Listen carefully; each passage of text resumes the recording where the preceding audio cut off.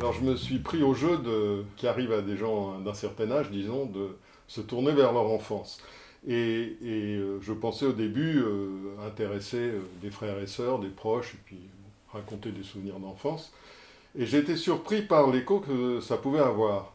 Je m'y suis coltiné. Je pense même que ça devrait être comme une sorte d'exercice un peu obligatoire, en fin de parcours, entre guillemets, de se tourner vers cet âge, parce que je pense que beaucoup de choses y sont évidemment déjà comme ça en gestation, et c'est un exercice on dirait peut-être un exercice obligatoire, je sais pas, c'est un peu dans ce sens-là que je l'ai fait. L'autre chose qui m'a semblé intéressant, c'est de me retourner vers la ville du Havre, qui est mon port d'attache de départ, moi qui suis metteur en scène et puis qui ai pas mal circulé dans le monde, de retrouver comme ça ces parfums de l'après-guerre, des années 50, de la reconstruction d'une ville qui était complètement enfin qui était mise par terre, quoi, je veux dire, par des bombardements alliés.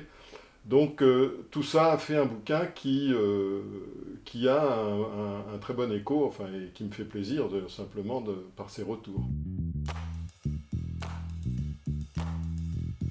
C'est un exercice qui semble un petit peu artificiel ou lointain au départ. On se dit, bon, qu'est-ce que je vais raconter?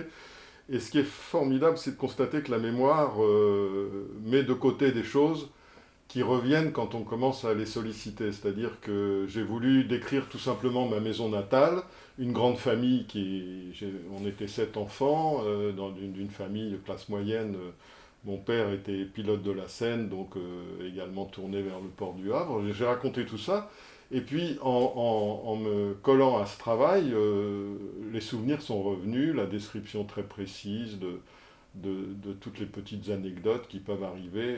Et je suis resté délibérément jusqu'à avant l'adolescence pour pas compliquer le jeu. Et j'ai eu donc des retours incroyables de gens qui ne connaissent pas le Havre, qui ne connaissent pas qui n'étaient pas nés dans les années 50, etc. Et qui disent oui, c'est marrant, ça me rappelle plein de choses.